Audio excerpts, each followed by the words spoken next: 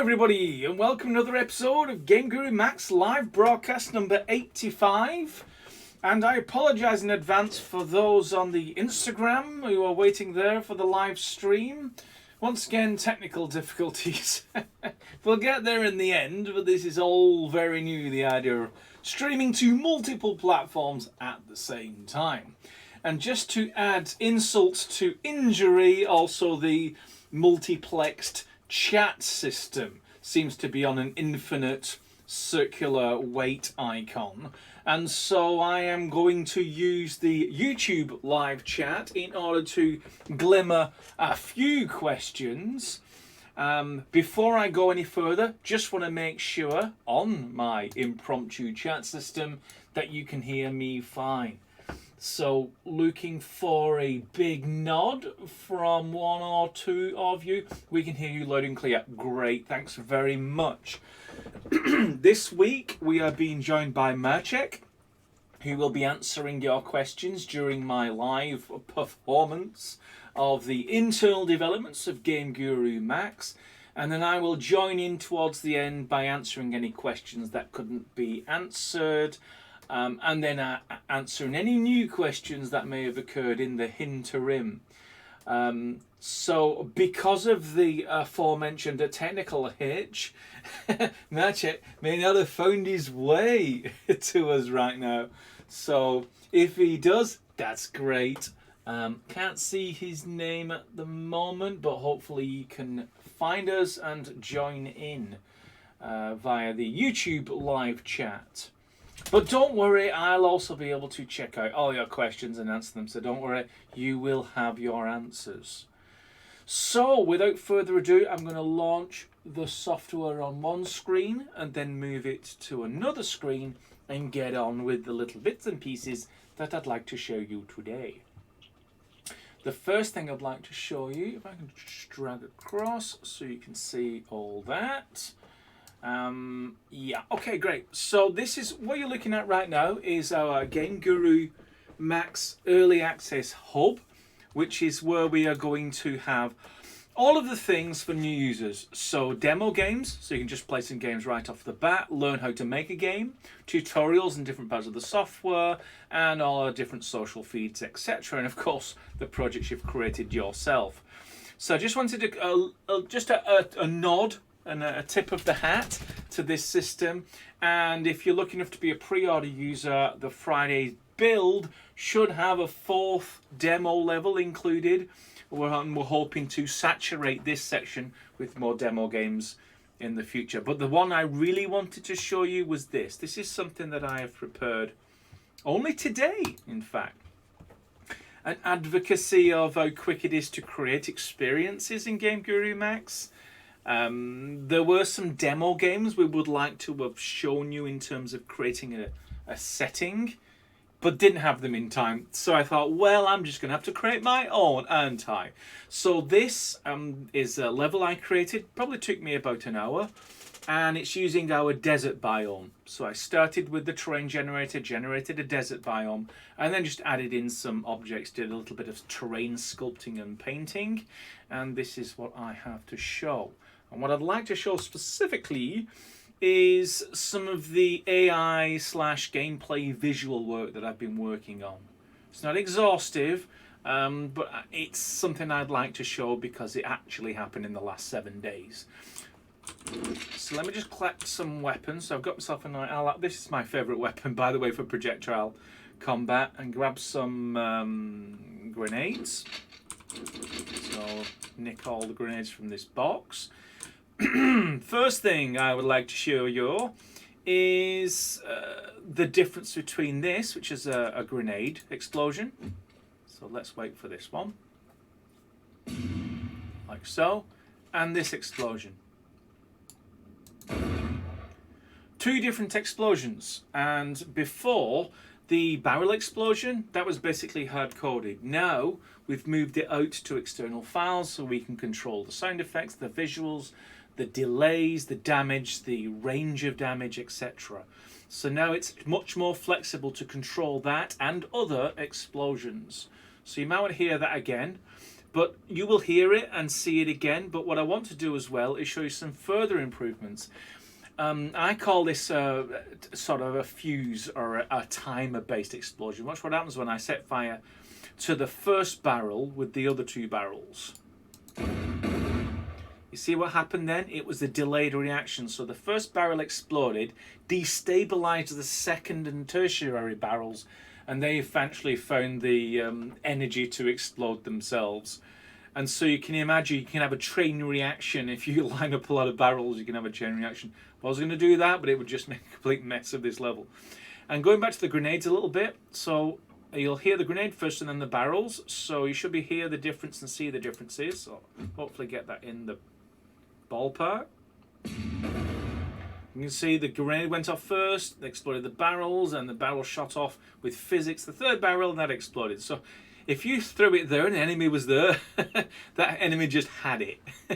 So that's what we've added in terms of replacing the really old explosion for barrels with the better one that came from the what we're calling the projectile result system. But it's effectively, every time you see an explosion after you've thrown a grenade, that system for creating sparks, smoke, explosions, sounds, that whole system is now being used also for things that explode because you set them to explode, such as a barrel full of fuel. So it's no longer hard-coded, you get to control the reaction of that. But let's get on to the next thing I'd like to show, which is, well, there's a couple of things, but I'll let you see them as they occur. The first thing, I've put some trigger zones. There's two trigger zones, one in front of that one on the next one. And these trigger zones are going to cause enemies to suddenly appear.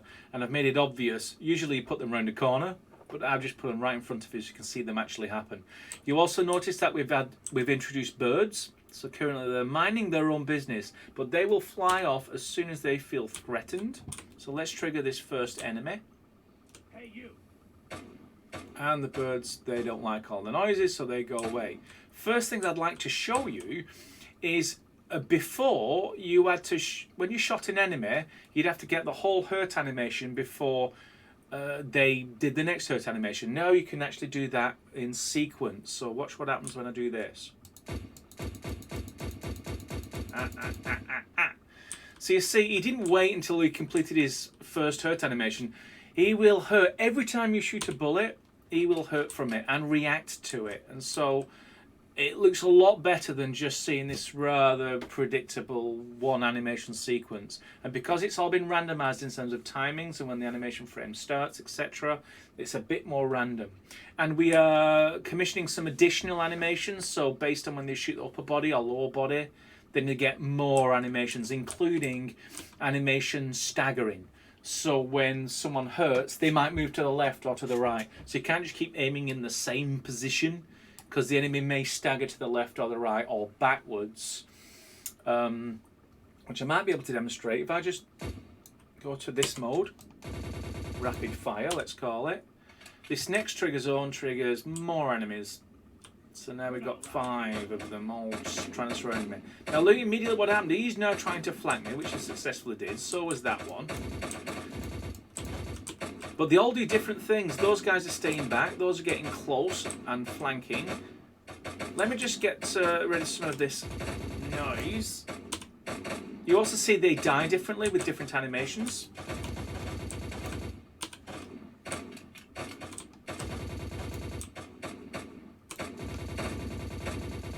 So you saw how he reacted to multiple gunshots in a close succession.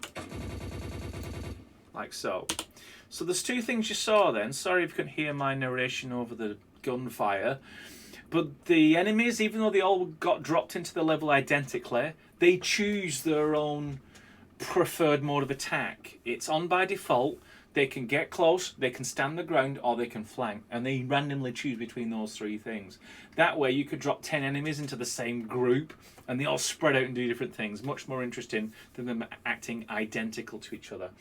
And the other one, of course, is they all animated differently in terms of the death poses. This one crunched up into a ball, this one likewise, this one spread out a bit more, etc. And they use a combination of detecting what the floor is available before they choose their death animation, and if they can't, they use ragdoll. And we're also increasing the number of animations in that regards as well. And the last thing I wanted to show, you kind of saw it a little bit earlier. You see the bird up there who's miraculously reappeared? It's a system whereby we don't have to have 500,000 birds in a terrain. They get reused, and as soon as you walk away or look somewhere else and then eventually come back to a spot, there you go, you see? The birds are back. Because there's food there, and this is where they live. And again, you can disturb them, and off they go. I've tried to kill them. I think there is code to bring them out the air. There is animations for them to fall out the sky. I'm just a terrible shot, so I actually didn't... I've not been able to get one. But yeah, that's one of the things that we're like... And yeah, don't worry about the pyramid. You won't get a pyramid in the GameGuru MAX out-of-the-box version for merch. This is actually just a little an aside. I kind of created a sense of a pyramid just by taking one of the smaller pyramids from the Arctic asset collection, and you can customize the material. So I changed the base color for a bit more of a sandy orange and scaled it up, and now I have a good enough pyramid for a level that I knocked up in less than an hour. Of course, in the future, yes, we'll be doing very high resolution Egyptological items. I'm sure that will happen. You get a real pyramid that you can explore a lot. But it just goes to show that, you know, even without the exact asset, with a few changes, you can actually conjure one up out of your own imagination. So those are the things I wanted to show you so far. Lots of other things happening in the background. Chief amongst them is we're working on a much faster and cleverer Navmesh system. So no matter how big your level is, there will be Navmesh details covering all of it. What does that mean, Navmesh? It just means that AI will be able to move around things, move inside buildings, upstairs, around rocks, around trees, around cliffs. And they can do it very quickly and easily and in large groups. And that's the thing that we really want to get absolutely right for this week. So look forward to a tested and really cool version of that on next Friday. We've been very busy, and if you take an interest in what's going on Discord, we've been knocking a lot of high issue items out the way. The entire team is now working on all the issues that have been reported, and we're reducing that list quite quickly. There's still a way to go, but I'm pretty happy with the progress that we've made. And we're gonna next week we're gonna mix in a lot of work. We're gonna kind of redirect nearly all of the team onto optimization stuff. So think of things like memory conservation, faster loading and faster and fewer waiting times, and of course faster gameplay. So we're all going to turn our enormous brains to that for one dedicated and focused week, and we've already seen some low-hanging fruit. We're really looking forward to showing you what we can do as a team when we all focus on one thing like a laser. So for next Friday's build, look forward to that. But anyone, as I said, who's looking to be pre-order, this Friday they'll get to see everything that you've seen today, plus a few more little bits and pieces that may happen running up to Friday evening when we release this build to pre-order users. So I hope there were some answers out there. I really hope. And I apologize if there wasn't, but as I promised, if there wasn't any answers, I will answer them for you. I'm not going anywhere until I've done a decent job of giving you the answers to the questions that you have. So the first thing I'm going to do is scroll up to my chat. You can't see it, so I'm going to drag it across into here, make this a little bit bigger so you can see what I see. And I'm looking for a sign of Merchek. Has he managed to find his way to the YouTube live chat channel? I'm guessing he did not. Alas, this is always the situation when it comes to live and in colour and unrehearsed. And so what we fail at, we learn a hard lesson for next time. So next week it will be Zach who will be answering questions. He also had some issues with the Restream multi-chat system, but he had the experience to know that was also on YouTube, so he jumped straight onto the YouTube live chat and continued there, even though there was probably a small delay. I guess Magic didn't find that road to salvation this time. So let me answer your questions myself. I'm happy to do it. Let's start at the top. Okay, first question. My game in the making keep getting deleted with every update. How do I restore them? You don't need to restore them. With every update, we copy your writables folder into a backup and we date stamp it. Just look into your documents, GameGuru apps, and you'll see all of the previous folders, the writables folders that you had, all preserved. You haven't lost anything. We just renamed it for you. And the reason we do that is this is a development version. We change things quite a lot. And sometimes an old legacy file is now not compatible with the newest version that we use. And that's why we do it. So just look into that writables folder. You'll find all your old levels there. Fear not during our development process. I'm looking for question marks specifically. Lots of question marks from Marcos. Is it possible to put background video in the menus? No, not for the March early access. I know what you mean. It's when you got storyboard and create a title screen and loading screen. It's like, well, where's the media asset for video? There isn't any. You can actually do a video trigger in the level itself. So when the game starts, you can trigger a video. That's fine. But there's none built into the static screens for title screens and end games and things like that. It's a good idea. It's just not going to be for the March EA version.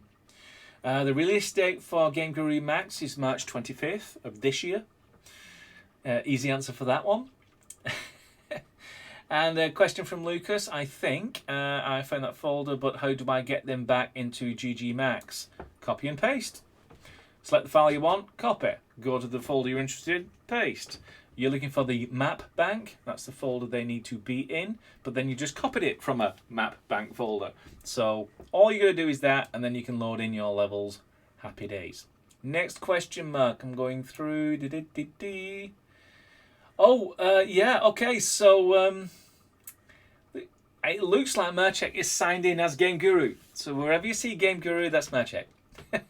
He's using the official person, the official entity in the chat. So that's great. That's wonderful. So I'll still answer all the questions, but Marchek, aka GameGuru, if there's any questions that you couldn't answer during the live chat from way back when, please post them at the bottom and I'll see the big yellow tag and I can blast through those towards the end. It saves me repeating answers to questions that you've already done. But I think up to that point where I've just seen I'm here, Marchek, I'm going to assume every question that was asked after that, you had a chance to get at. And so if you can just cut and paste all the questions that you couldn't answer, that means I'm not repeating the same answer twice, or worse, contradicting you. So what am I looking for? So that looks like an answer. So the last yellow tag, can you make a 2D game in GameGuru MAX? So this is the start of the questions that could not be answered, which is fine. I'm happy to answer a few more. Back a 2D game in GameGuru MAX? Officially, no. I say officially because we don't want to mix the message. GameGuru MAX is first-person shooter genres for the March early access version. After that, it will be first-person RPG and puzzle games to extend the genres, of which, of course, you can mix them. And then much further down the line, other kinds of game perspectives and other kinds of game genres and hybrids. But if you're thinking about GameGuru MAX 2022, think first-person perspective, think shooter, RPG, puzzle with a seasoning of virtual reality. So don't look to GameGuru MAX if you want to make a 2D game. He continues. Are there explosions? I say he, could be a she. Are there explosions now, 3D or steel decals, or that explosion looks like a cartoon? Is that something we can replace on our own? Will there be more options? Well, as referred to earlier, yes, you can change that graphic now. What you'll find is that most modern games do a form of animated decal, but they render it in such a way that it looks volumetric when it's being rendered to the screen, and which is what we're using for some of our visual effects. But yes, you can change them if you want, and I'm sure we will be improving them ourselves. So these aren't the final for GameGuru MAX, but it's probably what you're going to see in the March early access version. But we have already made steps to make sure that instead of it being hard-coded and internal, it's now an external system, and it shares its systems with the other parts of the software. So we don't have to have two separate systems to effectively produce the same explosion/particle effect. It's all under one roof now, which I'm really pleased about. Here's a new question that's chiming in. So anything after that yellow tag, I'll just answer as per for the course until another yellow tag question comes in. This question is from Dennis. Can we have an option for third-person games, also smoother camera movement and motion blur? There are no plans for third-person games in GameGuru MAX. Smoother camera movement is on the cards. We are looking at that as part of the player experience, and there's already a couple of little edge cases that we'd like to smooth out, but there are no plans to add motion blur into GameGuru MAX for the March early access version. Here's one of the questions that could not be answered. The list of questions is too large to post in chat. I will send it to your Skype, Lee. So I guess Marcek has spoken. You are not going to get your answers in the live chat today, because you're asking too many questions. But I'd like to answer a few more questions, if that's all right. So I'm just going to see if anyone's got any questions further down, which I guess it's zero. Any news about swimming and vehicles? No plans for what I would call good swimming in first-person perspective, and no plans for vehicles for the March early access version. You can go into the water, and you have a lungful of air to get out of shallow water or ford a stream. But in terms of staying on the surface and beating your arms and clearing a lot of distance, no. You'll sink like a stone, and you kind of got to get out of the water before you run out of air. So those two things will be after March 2022. Here's a question. Is the Earth flat? It's debatable, but I don't believe so. But then I haven't been in orbit, so I can't say with first-hand experience what shape the Earth. It could be banana-shaped for all I know. Next question. This is from Ray. Can we create a metaverse and have players run around without guns? Absolutely. In fact, when we was deciding on how to create a game, we didn't want to tie it down to just one genre. So we're kind of attempting to keep that generic. And the upshot is, you don't need to do any violence and guns and blood and all the rest of it. You could just have a nice terrain, large area to explore, put some buildings in, some scenery, add some characters who have interesting things to say, and, you know, you could just make it an experience. It doesn't have to be a violent shooter. And as we add more game mechanics, you have more options in that regard as well. So don't think this is a one-trick pony. And even right now, you can just create, I think they call them walking simulators. And you can do that right now in GameGuru MAX.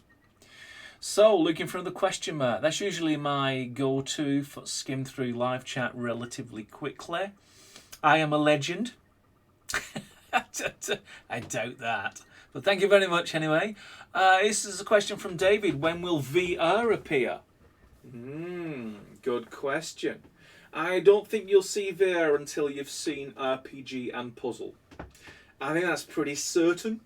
I'm pretty happy with that prediction, but I can't give you any dates. But I think you probably get a hint at the order and want to do things. We'll let you create a couple of different kinds of game genres first with what we've made so far. And once you're in that position, boom, VR will then add that extra dimension and let you dive into all your previous creations.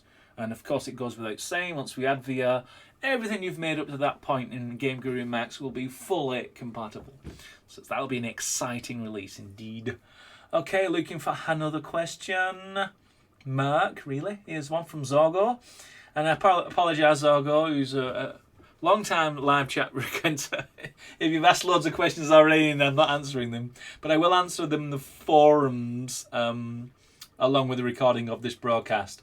Question is, any plans on adding animal allies, like dogs with an ally enemy tag? Not for March Early Access, but I know what you mean, because I also play Far Cry. And having a Alsatian, for example, to help you in your attacks. Sure, I don't see any big reason why not. In fact, that'll probably come through a new behaviour. We already have behaviours for mammals and fish and birds. It won't be a great stretch of the imagination to have them so some can be allies and follow the player around and then dirt off, much like a character ally does right now. No plans for us to do it out of the box for March, but I think that will be a great addition to the software before the end of 2022. Looks like a poll has just been posted. So please answer that if you have a preference. Just for those who don't know, it's always been at 4 p.m. GMT for the last 84 broadcasts.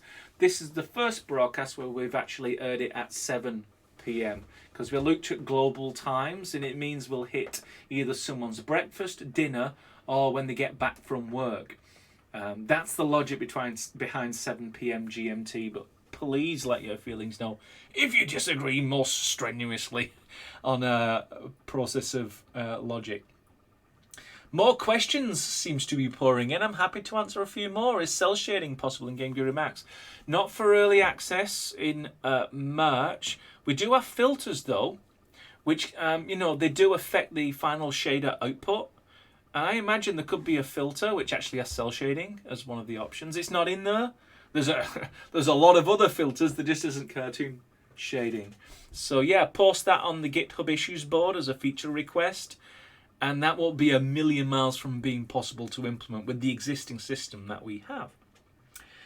Question from Super Confident Man. Did you miss my RPG question? I imagine I missed many questions, but don't worry, all the questions that came before I will answer as text in GameGuru forums.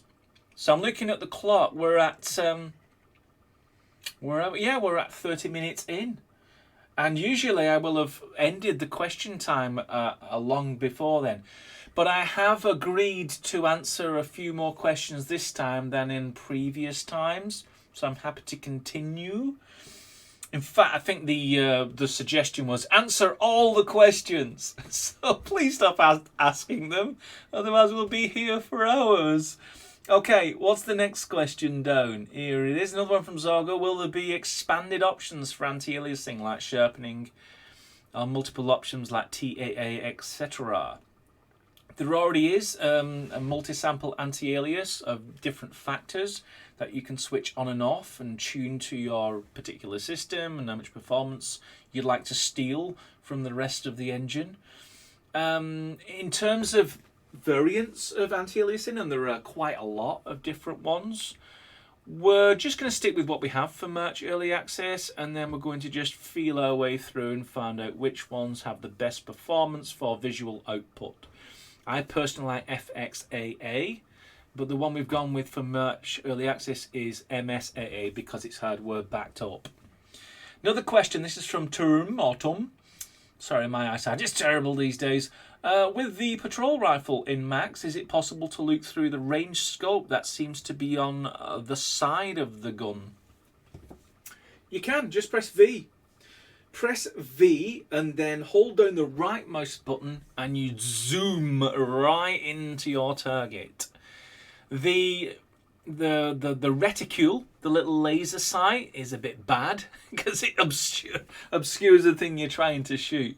But that's a bug. I'm pretty sure that's an issue that's been reported and we will solve that. But yeah, you've got a high-powered zoom rifle with the patrol rifle. Next question. This is from J-Bird Max. Will GG Max support Steam Workshop? Eventually, yes. There's a strong desire to have support for Workshop, specifically allowing the community to share things they've created easily and quickly with the rest of the community.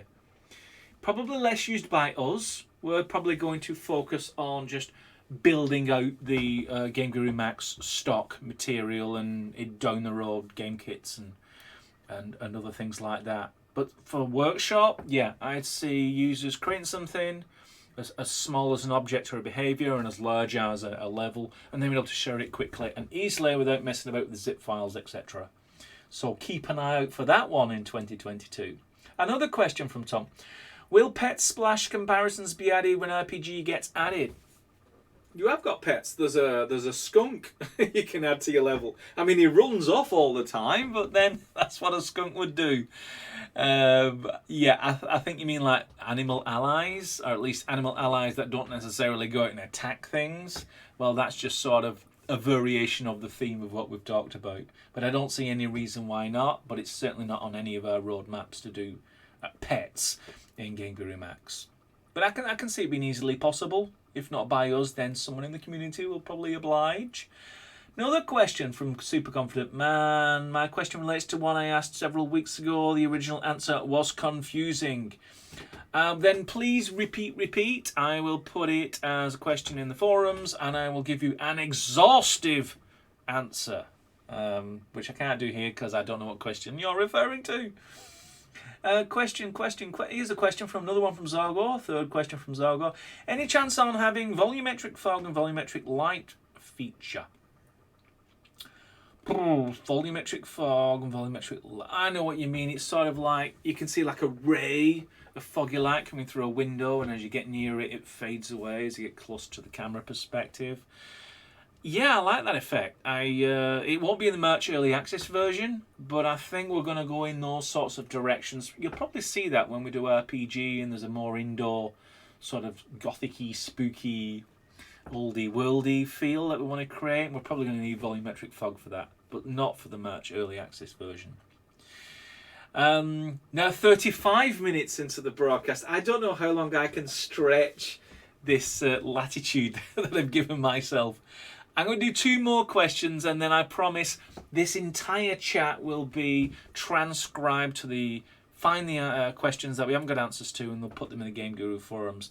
So who gets the last 2 questions? And I apologise if this hasn't been very fair. People who got their questions in early end up getting their answers last. Is there different height levels for the water? Yes, just go into the terrain editing tools, and you'll see actually a water component. Select the water component and you can just move a slider up and down, which changes the height of that water. And it even adjusts other things like where the grass stops and starts and where the trees stop and start. So you don't have trees coming out of the water unless you want to, but you can do that manually. So there is a slider for that. And the last question, this question is from Argent Arts, 3 question marks. I will not miss something like 3 question marks. What culling features will Max have? Speed up frame rates, brackets, reducing overhead of models off camera, etc. It's a good question because actually this week I have already done some work in reducing the performance hit on objects too far away to bother the player. Specifically in respect to the logic side of things that's being run. But I think the question sort of hints at just the sheer amount of stuff going on with objects in the scene. If you've got 2,000 objects in a scene and 38 million of them are like too far away that the player ever sees them, can't those be not rendered? There are some low-hanging fruit that we're going to work on and have those ready for the end of March. But we do have a more comprehensive system to deal with that challenge. That won't be for the March version, that will be afterwards. Don't want to reveal too much because we haven't written it yet and we may change our plans. But it generally takes the clever techniques that we've done with the terrain system that allows you to have high resolution textures up close and a near infinite distance of rendering, and taking those same principles and applying them to objects. The upshot is, it doesn't really matter how many objects you have in your level. What you actually see when you're standing in a particular part of that level, it's only rendering what needs to be rendered, and it doesn't render anything else off in the distance. And I'll leave it at that, because we still need to iron out the actual technical finalities before we implement it. But we are planning to work on that in a huge way after March. But there are some things we can do right now for the version you're going to get on the 25th of March. So that's the last question I'm going to answer live. This is the longest broadcast, by the way, we've ever done in 85 broadcasts, 37 minutes. Well, 35 minutes if you deduct the 2 minutes it took after 7 p.m. Our new broadcast time. And as I promised, the rest of the questions that didn't get an answer, I will absolutely take care of in the Game Guru forums later on this evening. Or perhaps even tomorrow. It is pretty late. And remember, this is GMT 7 p.m. So this is like my evening time. Usually I'm in my work day when it's 4 p.m. GMT. So if I don't get to it or something crops up, you'll probably find it in the Game Guru forums Thursday/Friday. So until next week, thanks very much for your attention. I hope you enjoyed it. I certainly did. And I'll speak to y'all next week at 7 p.m. GMT. Goodbye.